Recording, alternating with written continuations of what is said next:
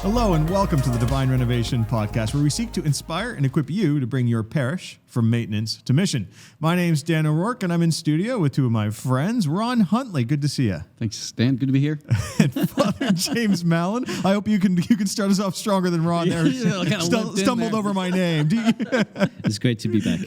So, guys, look, we get the opportunity to work with leaders all over the world. We get to work with leaders of leaders all over the world. And so today I wanted us to explore a specific question around leadership, which is the question of, are leaders born or are they made? Yes. And I agree with Ron, yes.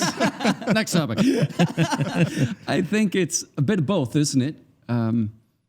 Yeah, it's a bit of both. Are leaders born or made? It's so obvious to see people, you think about when you were a kid, think about when you were in elementary school and who is the leader of who is one of the two leaders of the class? Like you probably knew. They didn't spend any time in leadership development. They didn't take any courses. They didn't have a title. They didn't have a title, that's right. But yet they somehow had influence and people followed them. Yeah. And so I think there's good evidence to suggest that they are born. Whether they continue to grow as leaders might be a different story. Whether they reach their full potential in their leadership capacity is another story. But then you have people, too, that you didn't even notice in high school, and all of a sudden you meet them 20 years later, and they're having this huge impact in the world, and you're thinking, wow, I didn't know you had it in you. And so I think sometimes,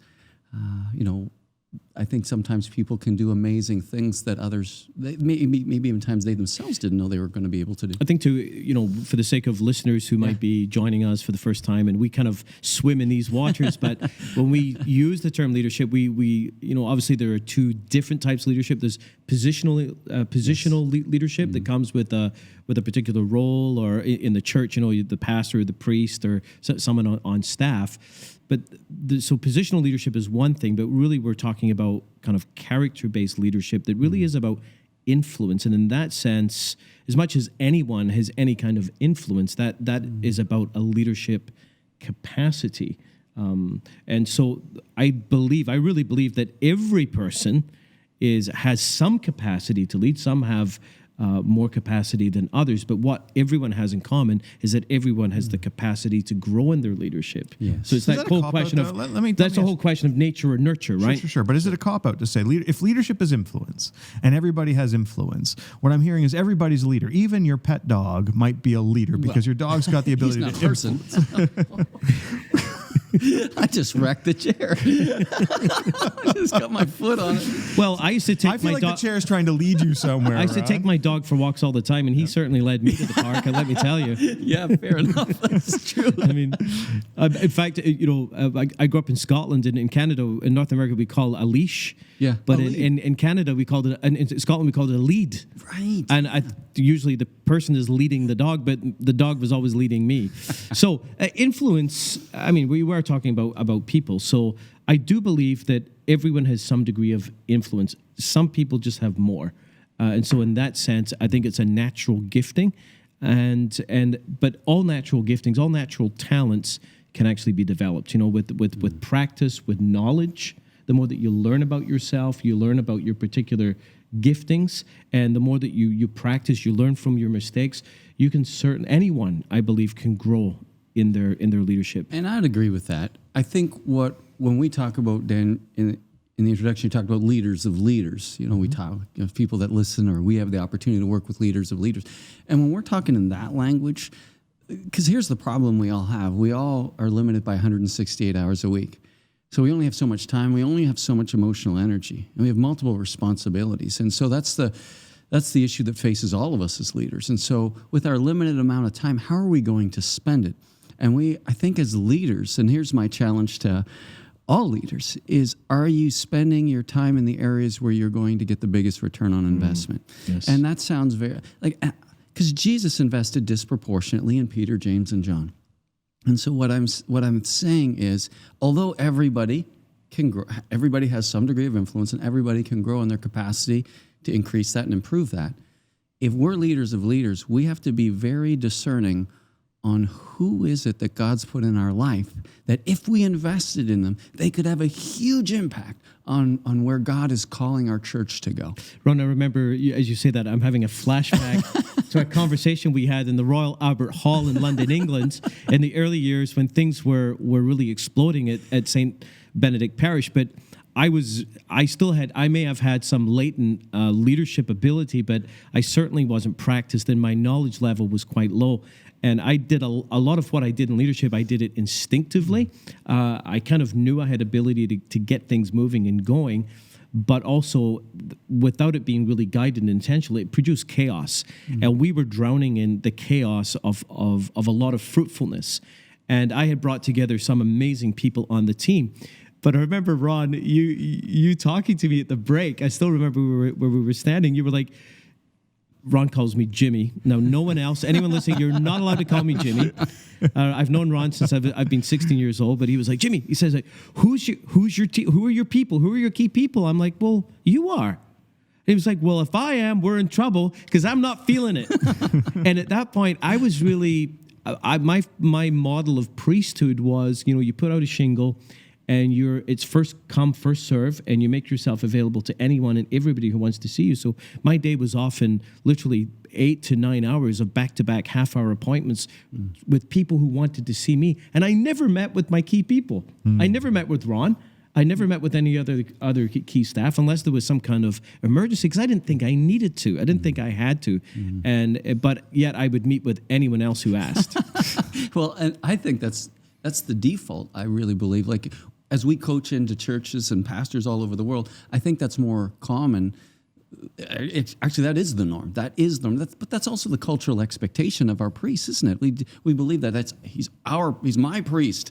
I should be able to see him whenever I want to. On-call chaplain. On-call chaplain, yeah. When I need him, he's going to be there for me. But Rob McDowell and I just did a session, DR lead session for those in the Divine Renovation Network, and it was really talking about loving shepherding your team and loving others through systems. And that was his idea. I just thought, that's so rich, because, the problem that you face, and you often would say it when you would preach, is that, if you had dinner with every single parishioner, it would take you 10 years to get through the congregation. Yeah. If I went to 2 different homes a week, it would take me something like 8 years to visit everyone.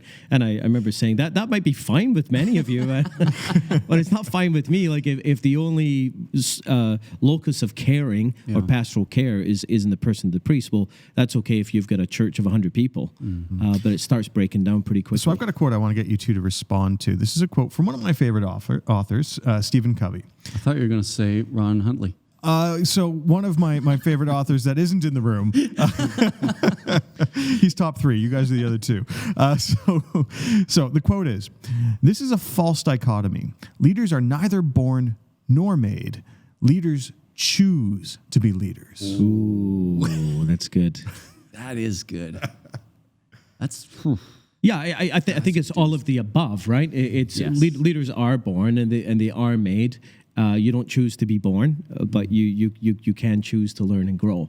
And leadership is always it always comes back to intentionality. You don't have leadership if there's no intentionality. Intentionality is about the will. That's about choice, because there is the second law of thermodynamics apply equally in the spiritual sphere. That is like, without an input of energy from the outside, systems tend towards chaos. That's just simply the way of things. And that input of energy, it's got to be intentional if you're going to bring order and maximize the chance for your systems to have an impact. So that really is what leadership is all about. I was reminded of a phrase that church systems, church life in and of itself, if you don't invest intentionally that energy, they go up and in. Right. Meaning that a church will go up in age. I mean, think about it. Every year, the sheep get 1 year older. The pastor gets 1 year older. Everyone gets a bit grayer. If you don't invest intentionally, it goes up and in the sense that it becomes an inward-focused church. That's if you do nothing, that's what happens. Whereas if you activate leadership and a leader chooses to step in and has a vision for what it means to be a missionary parish, then you can actually impact your church so that it can be a down and out church. Now, I know that we use the term down and out in a negative sense, but think about it. Down, we start driving down the age and we become more outwardly focused. Think about your average church. I remember when I first arrived at St. Benedict Parish being really struck by, oh my goodness, it's a mature congregation. When we heard a first meeting of ministry leads, I remember having a sense of panic in my heart and thinking, we've got a window of about 5-6 years to turn this around, because the ministry leads were beautiful, wonderful, incredibly committed and dedicated people, generous people, but they were mature in years. And it's like, if we don't start going down and out, we're going to be in trouble. And that always involves a choice. Really does. I remember for myself, the first time anybody ever said anything to me about leadership, and, playing sports and stuff, I had the blessing of, being captain of teams and stuff growing up. But I never saw that as leadership. I didn't even know why they chose me, because I always felt like there were people way better than me at whatever sport I was in. So I never made the connection. I don't know, wasn't cognizant of it. But I remember years, at one point, Sister LaRose taught biology in grade 11, I think. And she, at that last class of the year, and I was always getting in trouble because I wasn't a very good student.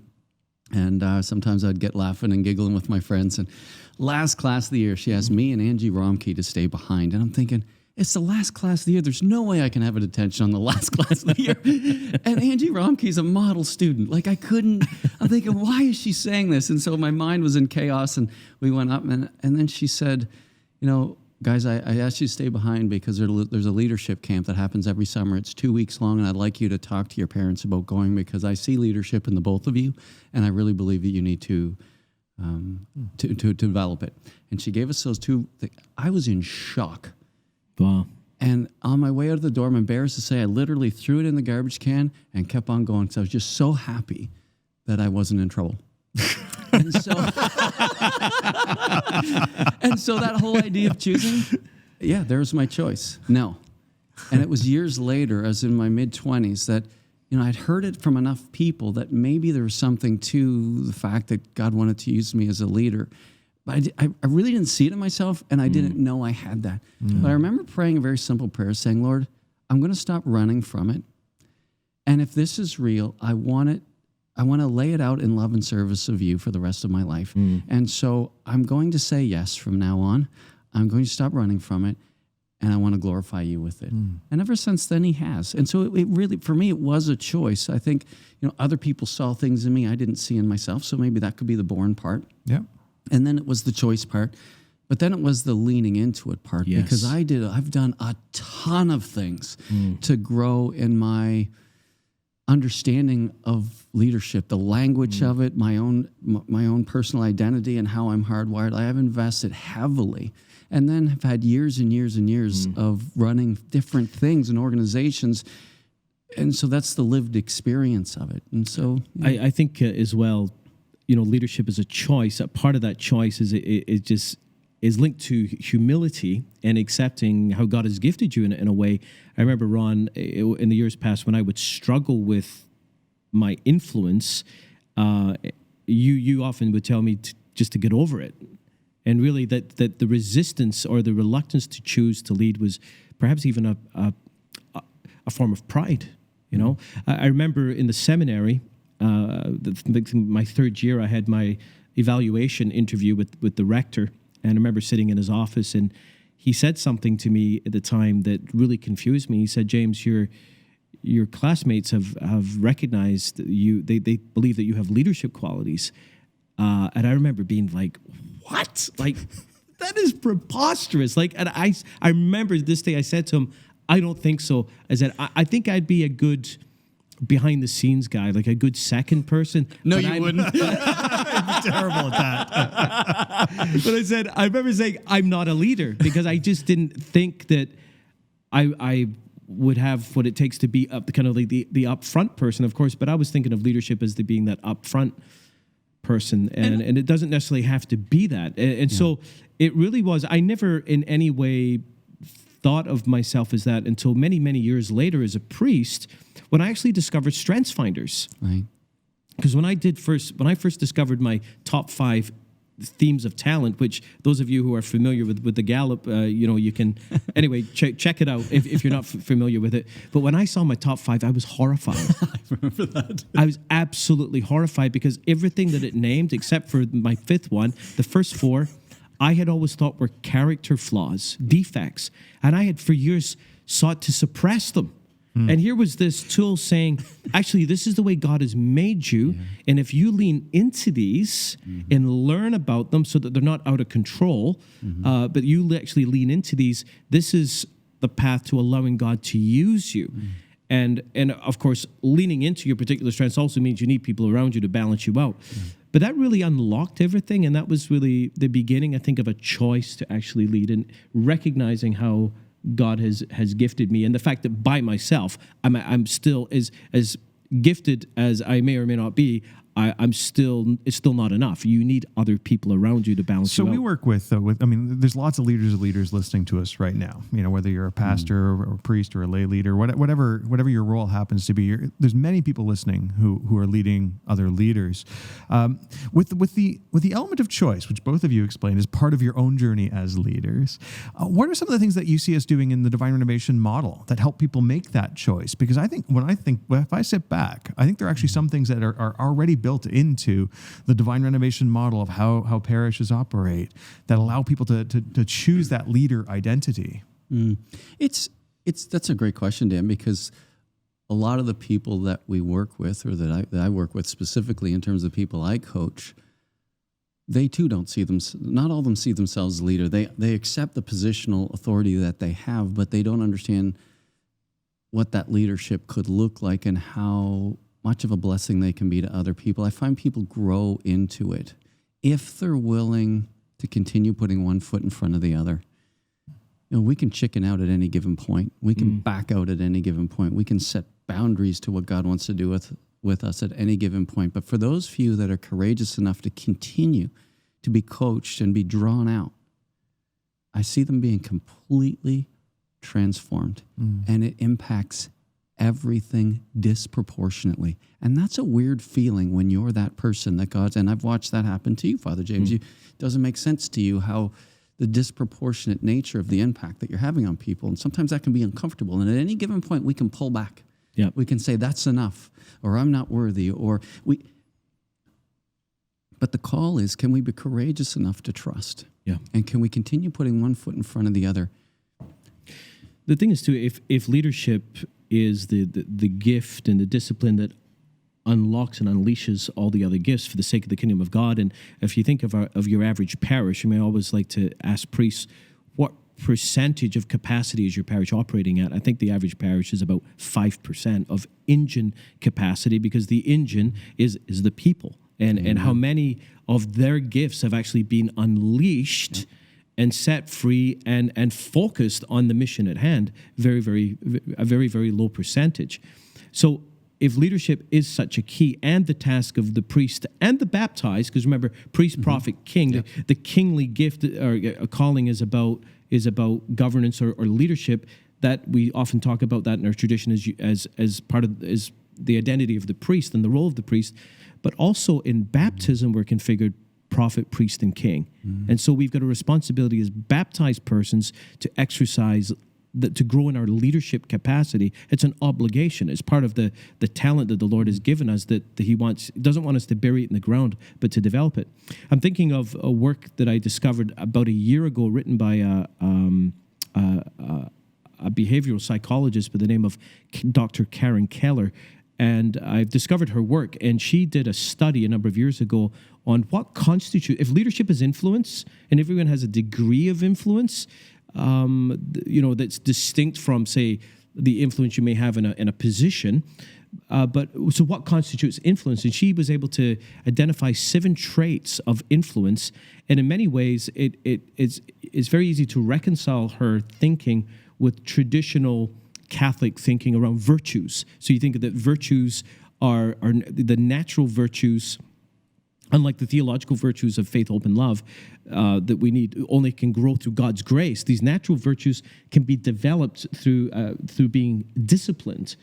These 7 traits of influence are like virtues. You can actually practice them and get better. And the traits are like passion,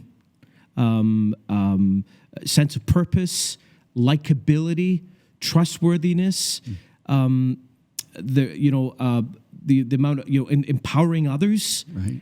They're actually, and there's each in what she does in her work in each of these traits, she breaks even down about how you can actually grow in these things and helping people to have a clear understanding of what it is so that you can actually all naturally and through God's grace actually begin to grow in your influence. Because if you look at these 7 traits, what strikes me in her work is that the person that I think of the most who embodies these 7 traits is Jesus. He embodies them beautifully, and there's scriptures you can use. So often when I speak to priests, I've used her material and actually broken open these 7 traits of influence to show that leadership is a choice, and you can actually grow in your leadership. And it doesn't matter how much influence you have naturally. If you've got say a 3 out of 10 naturally, and you actually grow, you could effectively bring your leadership up to a 9. If you're naturally given a 6 and you do nothing, guess what? You're still a 6. So true.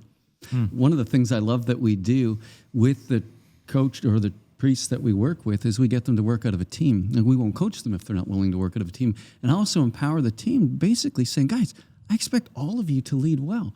And you can't let your pastor continue to stink at leading because it's your fault now. We're in this together. You have a responsibility to form each other, to be honest with each other, to call each other to be better, to see the best in each other and call it out. And that can be scary at first.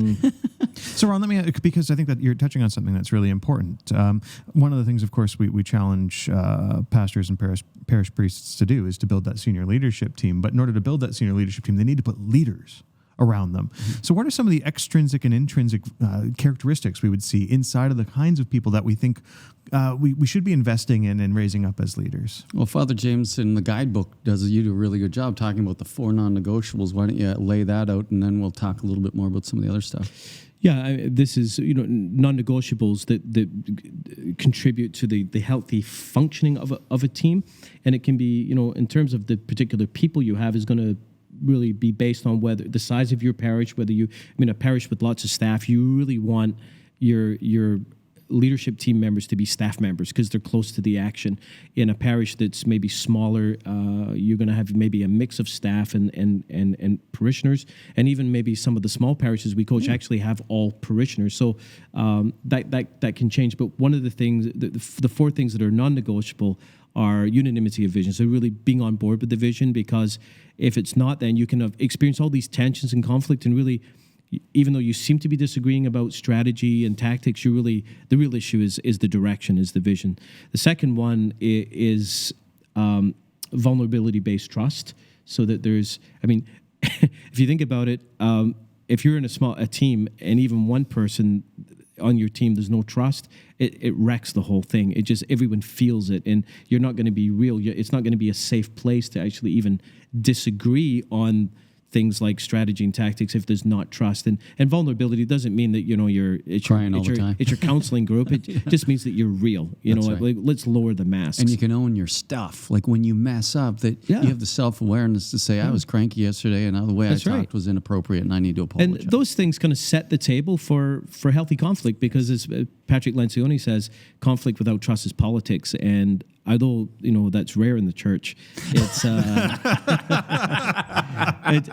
it kind of clogs the wheels of because you want, in a good conversation, you want to be making the best decisions possible. And then one of the other elements that really contributes incredibly well to the functioning of a team is balance, because the last thing you want to do is bring people around you who are hardwired just like you, who are gifted just like you. Like if you're more of a driver person and you don't care too much about details, the last thing you want around you is a bunch of people just like you, because it's going to fall apart. So you really want that sense of balance, and there are all kinds of tools you can have. If you're in a small parish and you have parishioners, they may have less hands-on a role to play in the execution of things in your parish, just simply because of time. But if you're in a bigger parish with lots of staff and your team members are staff members, then you really want real leadership people who also, in addition to these things, have influence over others. And that's where we come up with the FACT thing, fact. Yeah. And I've seen in some of those small churches, oddly enough, some of these volunteers that are on the SLT, some of them, are stay-at-home people. Mm-hmm. And their level of commitment to their church and ability to get involved at a significant level is very impressive. And sometimes people resist the temptation of asking people because they're volunteers. Mm-hmm. But some volunteers have incredible capacity and willingness to engage in the mission of the church. And so I would just really encourage you, if you're one of those smaller churches, don't not ask. Let other people say no. I said it to the priests when they're, in our own diocese, we're asking all of our pastors to form leadership teams, and step one is to make a big list. And I said to the guys, don't remove anyone's name. Put everyone's name. Don't make the decision for them, because you might say, well, that person's too busy or whatever, but you give them a big enough ask that's got like an amazing dream behind it. You might be surprised what people will say yes to. If it's a medium thing, not interested, but if you're serious about what you're saying, I'm willing to do it. I'm willing to step up. So I heard from both of you guys today that leaders are not made. They are both born and made, and finally, it's a choice. And it was interesting that it was part of both of your journeys that choice had to be made. So if you've been joining us today and you haven't yet made the choice to embrace your leadership, I think it might be time to reflect and take it to prayer, because God made you who you are, and choosing to be who God made you is part of our journey as Christians and as Catholics. Thanks for being with us this week. We look forward to being with you again next week. God bless. Have you ever wondered what it's like to be part of a parish going through a transformation? Then look no further than Divine Renovation Apprentice, written by Father Simon Lobo. This book is full of practical insights on how to change the culture of your parish to move from maintenance to mission. To find your copy, follow the link in the description below. Next week on the podcast. It might take you away from your question a little bit is when people ask that question, church seems to have lots of money, why should I give? Hypothetically speaking, even if the church doesn't have a need for your giving, you do. I don't give primarily because the church needs the money. I give because God has asked me to trust Him and be faithful with my giving.